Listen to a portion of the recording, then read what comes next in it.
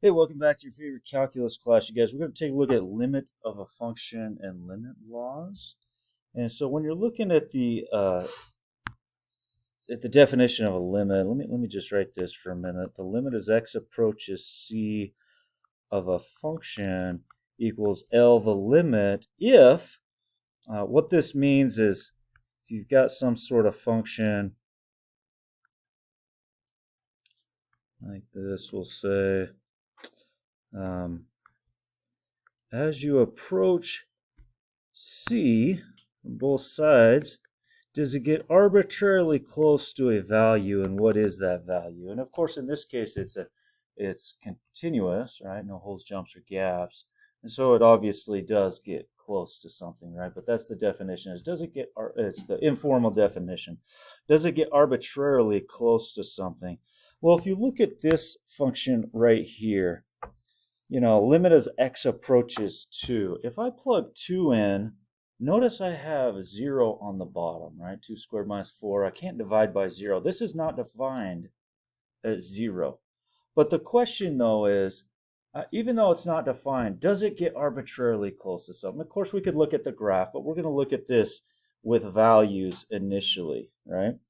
And so if I approach 2 from the right side, see how I plug in. If I plug in 2.01, see how I get 0.2493 in that, right? So if I plug it in, and then let me get a little closer to 2, because I can't plug 2 in from the right-hand side. So let me plug in 2.001, and notice it spits out 0.24999. Now let me do it from the left-hand side of 2. So again, I'm thinking about this value of 2, and I'm plugging in values to the right of it. I plugged in 2.01, then I plugged in 2.001. I could plug in 2.00001 or whatever, right? I could get even closer to 2, but not plugged in 2, but I would get a value, right? And I'm looking at those values.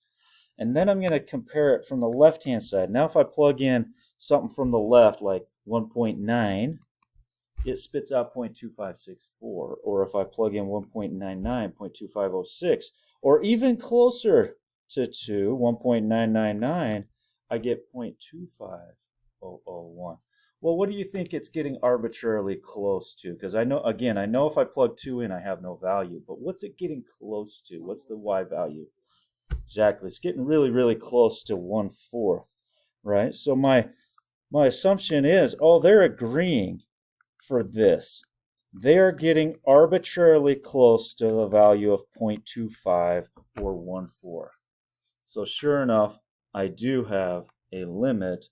That's called looking at that with a table of values, right? Now let's try another one, and we'll do other approaches, by the way, to finding a limit. Let's look at it here as I approach 2. So there's our 2.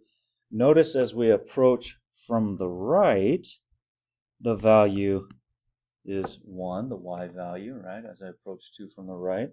As I approach 2 from the left, see how our value is -1, right? So do they agree from the right side and from the left side? No, they got to agree from both sides. Yeah, the limit does not exist. So that's what we say. The limit does not exist, right? Let's go back to this graph and let's think about this a little bit more. Let's think about it graphically for a minute. This y equals x minus 2 over x squared minus 4. Now, if we were to factor that, if you remember from your pre-calculus days, when you have a set of factors that cancels like that, you have a hole right there. You have a hole at x being 2, right? So this thing behaves like y equals x plus 2. In other words, it's got a vertical asymptote at x being -2. It's got a vertical asymptote, right? It's got a horizontal asymptote, y equals 0. And of course, you could graph some points. You'd look something like this, except right there, Let me draw that a little better. At 2, you've got this hole right there. But see how as we approach 2 from the right and from the left, they agree on what they're approaching. They agree on the y value, even though it's undefined, even though there's a hole there, right? But what is that y value? It's a 4th that we saw from the table of values. It's approaching a y value of a 4th. Okay, and that's what's referred to as a removable discontinuity when you got that hole right there, right? We'll do some more examples here. Let's look at this next one. Let's look at this limit as x approaches 3. So here's our 3 right there. As we approach 3 from both sides, limit as x approaches 3 of this function does exist. Well, as we approach 3 from the right, see how it shoots it up to infinity, right? As I approach 3 from the left, let's approach 3 from the left. See how it's shooting it down? So do they agree? No, they have to agree. They have to be getting arbitrarily close to the same y value, right? So the limit does not exist. They don't agree, right? Now, how about this one? Limit as x approaches 3. Here. Here's our 3. Let's approach it from the right. See how it shoots it up? Okay, so it shoots it up from the left. It shoots it up. So do they agree on a y value? On a y value. In other words, do they approach?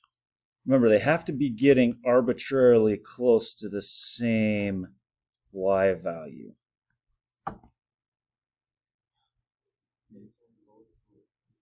Now, they're both going to infinity, but it's not a y value. They're just shooting up. So this is called an unbounded or infinite limit. So the limit formally does not exist. Okay? And since infinity is not a real number, okay? So we just say it does not exist, but what we'll talk about that in a later section about infinite limits. But since they both agree on infinity, later we'll call that infinity. We'll say, sure, it does not exist, but we're going to call it infinity, that the limit approaches infinity. But it's not a real number. Just be aware the limit technically does not exist because it's unbounded, right? It just keeps shooting up. But if they agree on both shooting up, then infinity. If they agree on they're both shooting down, negative infinity, right? Let's do it for another value. Let's do it for 4 instead. Now, if I was to do it for 4 on this, limit as x approaches 4 of this function, I say, oh, do they both agree on a y value from the right and from the left? From the right, I'm going to, it looks like a value of 1. From the left, I'm also getting that same value. It looks like 1. So my limit as x approaches 4 of this function is 1, right? So I'm looking at it from both sides. Do they both sides agree on the limit? All right, let's look at this.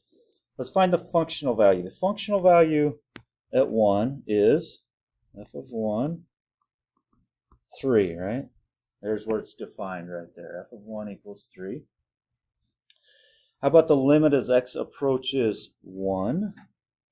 As we approach 1 from the right and from the left, let's follow it. From the right, it's 4. From the left, it's 2. Do they agree? Do not agree. They're not going to the same y value, right? Now let's do it for negative 1. Negative 1's over here, all right? So as I approach negative 1 from the right, it looks like it's going to 0. As I approach negative 1 from the left, it's also 0. So what's this limit? 0. They agree on the y value that they're approaching. All right, let's use some of these limit laws here listed. You have the sum or difference rule, so the limit of f of x plus or minus limit of g of x. if you've got a constant in there, you can put the constant out front and then take the limit. Products, you can multiply them separately, divide them, and so on. Okay. All right, let's go ahead and use some limit properties to break this down. Let's take the limit as x goes to 5 of 2x squared plus 7. So when you're taking limits, algebraically, the first thing is you want to just say, well, can I just plug it in? Like if you think about 2x squared plus 7, isn't that a continuous quadratic polynomial? So there's no holes, jumps, or gaps, right? Like every value is defined for every x value, right? So I can just plug it in. So I'm just going to go ahead and plug it in if I can, right? So pretty simple. Plug that 5 in. And we got 2 times 25, 50 plus 7 equals 57, right? So as x approaches 5, and of course if you had a graph of this, it'd be like that kind of thing, and as I approach 5, it's going to have a value of 57, right? They're both agreeing on that 57 from both sides, right? Graphically, that's what's going on. So again, if you can substitute it in, go ahead and substitute it in, right? How about here? Can I substitute it in? Where is this thing undefined? Has a vertical asymptote at -2, right? But I'm plugging 2 in, right? So 2 should be fine. I can just substitute it in. It's defined there, and it'll agree on both sides, right? I've got a rational function here, so let's go ahead and just plug it in.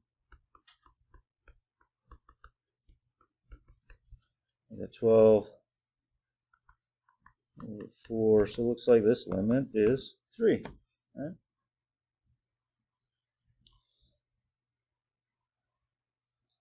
Again, substitute in if you can. Let's how about this one?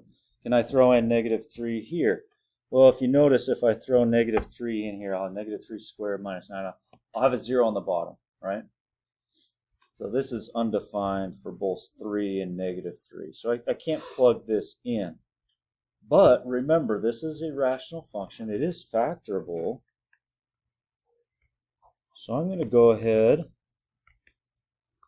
and factor this, x squared minus 9.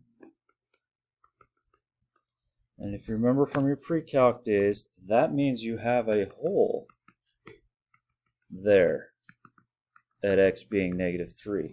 And this thing behaves exactly like the graph of the simplified form, except there's a hole at x being -3.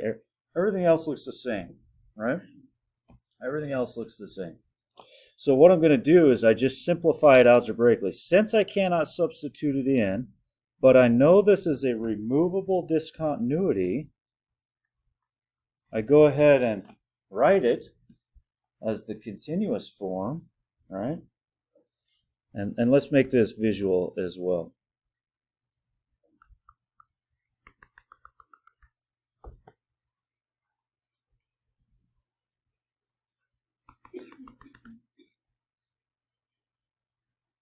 So this is kind of what this thing looks like.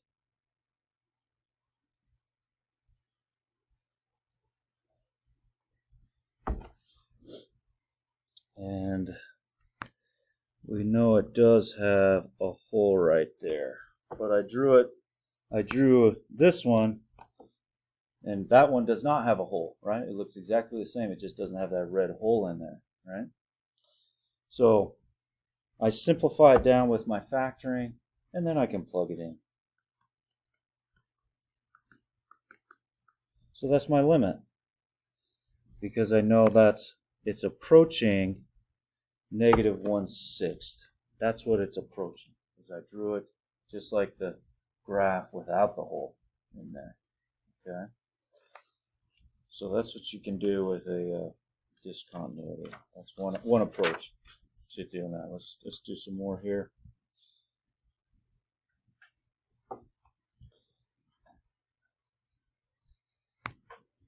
Notice this one, if you factored this,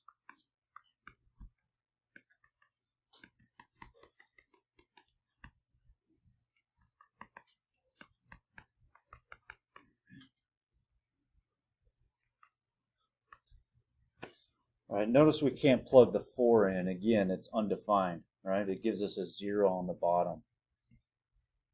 All right, if I plug 4 in, I'd have 16 minus 8 is 8. 8 minus 8 is 0, right? I'd have 0 on the bottom. So it doesn't work plugging it in again. So I factor it, and I say, oh, this has a removable discontinuity. Right? So let's write it. Let's write it like the graph that has no hole in it. And now let's plug it in. So 4 minus 1 over 4 plus 2. Looks like I get 3, 6, or 1/2. That's our limit. It approaches a half from both sides as I approach 4 from the right and from the left, right? Even though the original graph had a hole there. Let's keep rolling on this. Notice on the next one, this is undefined at 4, right? So 3 should not be an issue. We can just substitute it in. No problem at all. Let's go ahead and plug it in. We got square root of 3 plus 1 over 3 minus 4. So we got the square root of 4, which is 2 over negative 1. So this just ends up being negative 2 is our limit on that. Third root of x plus 4. Can we throw in negative 31? You bet. We got third root, negative 31 plus 4, which is the third root of negative 27. Third root, do I have 3 of a kind? Yes.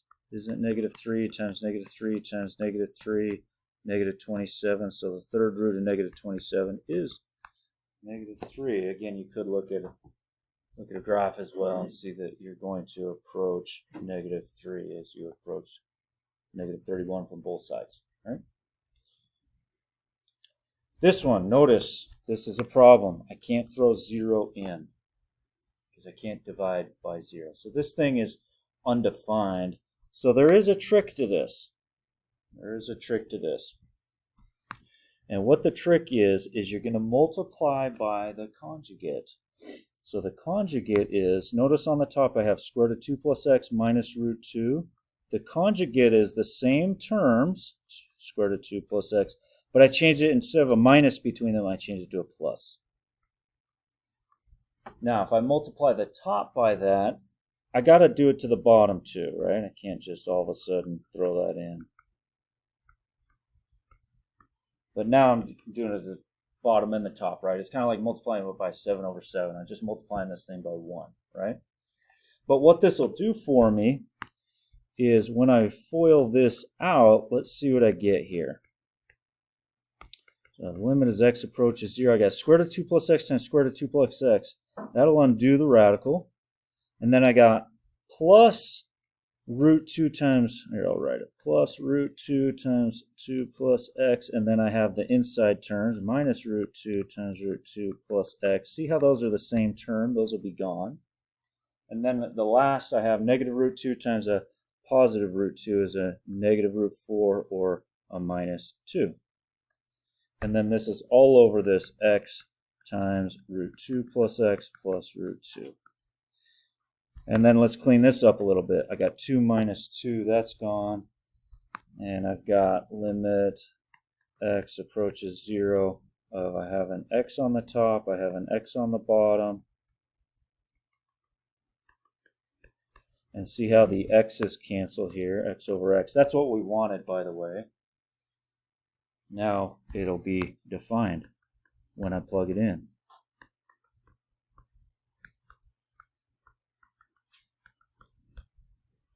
So now I can throw it in. Square root of 2 plus 0 plus root 2.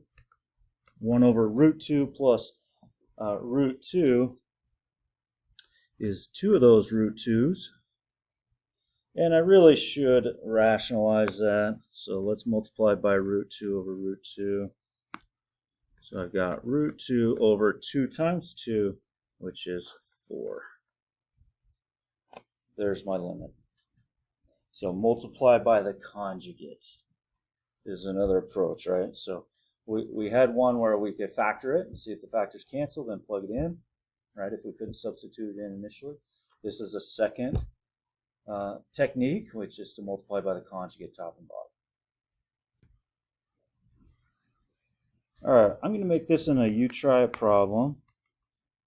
So go ahead and try this, pause the video. So on this one, you should end up getting 4 on that. If you notice, you plug it in originally, you get a 0 on the bottom. You can't divide by 0, so I can't substitute it directly in. So you got to try something else. It doesn't factor, so then we say, well, let's multiply by the conjugate of the denominator in this case, right? So I multiply by that in red, squared x plus 1 plus 2, top and bottom.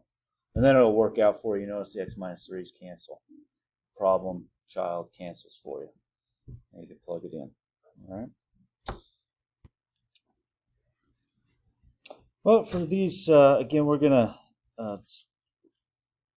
plug them in if we can initially, right? So if I plug in tangent of x, remember the tangent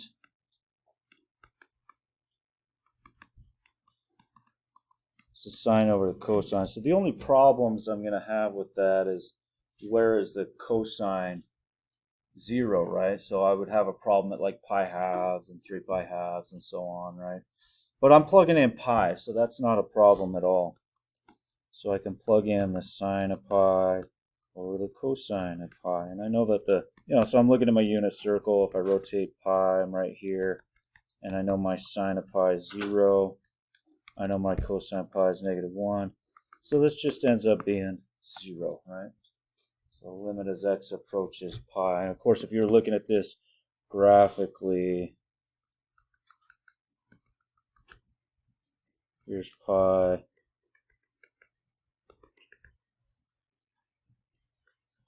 As you approach it from the right and from the left, they sure do agree, and they hit 0, right? Agree they're getting arbitrarily close to that y value of 0. Right? Pi 6, let's see if we can't plug that in as well. Do we have any problems when we plug that in? Plug the pi 6 in, so 3 times the pi 6 is 3 pi 6, which is the cosine of pi halves, which is 0, right? Again, I'm looking on my unit circle. I rotate pi halves. My cosine there is 0. Let's keep going. How about this one? 3 sine of x. Let's go ahead and plug that in. Sine of pi thirds. So I rotate pi thirds on my unit circle. And my sine of pi thirds is √3 over 2. So I got 3. Sine of pi thirds is √3 over 2. And so we've got 3 √3 over 2 is our limit on that one. Let's go to this one. Tangent over secant. I would go ahead and, if you're plugging in pi halves right now, if you have the secant of pi halves, that's 1 over the cosine of pi halves, right? And the problem is the cosine of pi halves is 0, right? And so this is undefined. So let's go ahead and simplify. We want to simplify this first because it's undefined. So let's use our trig skills. Tangent is sine over cosine. Secant's 1 over cosine. And then let's clean that up. So I'm going to multiply by the reciprocal, cosine theta over 1, top and bottom. So I'm multiplying by the reciprocal, the bottom there. And then notice our cosines cancel. So we're just left with the limit as theta approaches pi halves of the sine of theta. And so now we can throw in the pi halves. We know the sine of pi halves is 1, and we have no issues on that. So we're going to end this section talking about the sandwich or the squeeze theorem. In fact, let me give you a picture of this. If you've got f of x that's squeezed in between h of x and g of x, and the limit of g of x and h of x, here, how about I make my g of x, I'll make it green, so let's have it go something like this. Here's my g of x. let me make my h of x, I'll make that blue.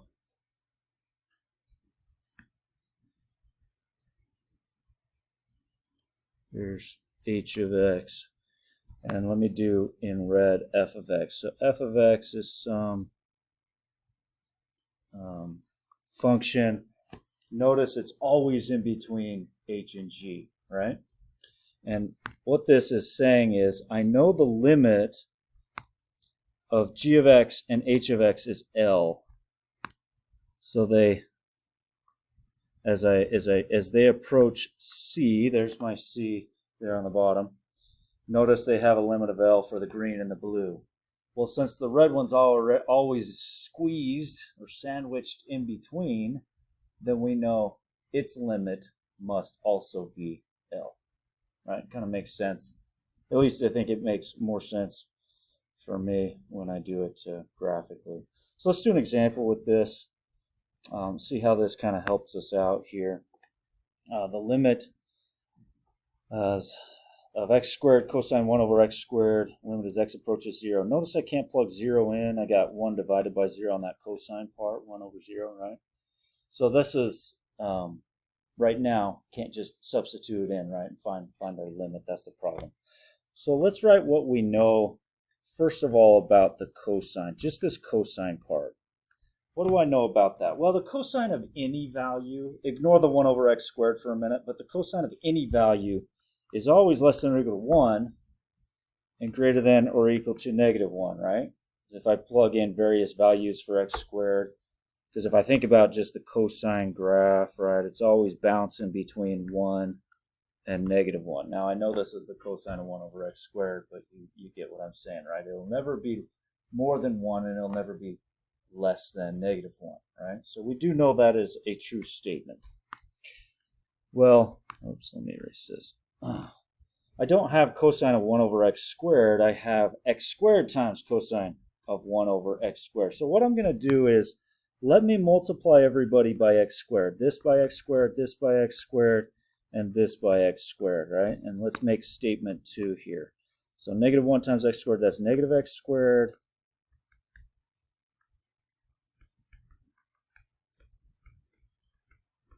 Okay, so that statement would also be true. So how is this helpful? Well, if I think about the limit as x approaches 0 of negative x squared, right, that left-hand side of this, I plug 0 in, I get 0. And let me do the right-hand side of this, limit as x approaches 0 of x squared. That also gives me 0, right? So if this limit, oops, that limit's 0, that limit's 0, and that one's smashed in between them, we know that limit must also be 0, right? Therefore, and you know what, let me write this.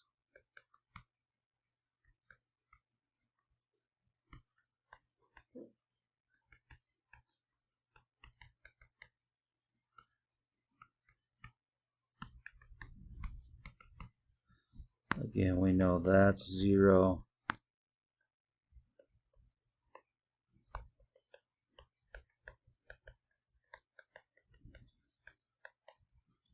And we know that's 0. So, therefore, by the squeeze theorem, as x approaches 0 of x squared, cosine 1 over x squared is 0. That's how we say that, right? Let's do that similarly for this one. Let's take the limit of the left-hand side. We're looking at the limit as x approaches 2. Because notice they're giving us the statement that f of x is squeezed between 3x minus 1 and x squared plus 1. Right? So if I find that limit, 3 times 2 is 6, 6 minus 1 is 5. And let's do, let me do it over here. And let's do the limit x approaches 2 of the x squared plus 1. So I got 2 squared plus 1 is also 5. Therefore, by the squeeze theorem again, or sandwich theorem, the limit as x approaches 2 of whatever this function is that we know is squeezed between the two must also be 5. Right? Makes sense. Well, thanks so much for watching. See you next time. I guess I should say one more. Let's just do a quick recap. Let me kind of recap real quick about limits that fail to exist.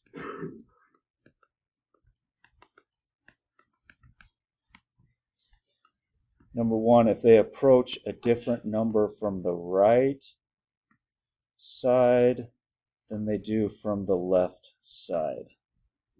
Right? This limit does not exist. Number two, if they have no bounds, right? That limit does not exist. And I'll give you one more. Let's say that you have one. Let's say you're approaching this C here, and it kind of comes, but then it starts oscillating, it's called. It's oscillating as it gets closer and closer to there. That's another situation where it does not exist, if you get that thing oscillating as you approach there. Okay, so our strategies for finding limits, we hope that we can just plug it in. So substitute it in if appropriate, right? Like if it's continuous, right? If I can't substitute it in, then I manipulate algebraically by simplifying. In other words, removing the removable discontinuities, right? And that would be by factoring or a conjugate and so on. And if none of those approaches work, go ahead and use a table to reinforce your conclusions. Plug values in really, really close to the value on both sides and see if it agrees. Right? That's a good little summary. Sorry to keep you a little bit. Thanks again for watching. See you next time.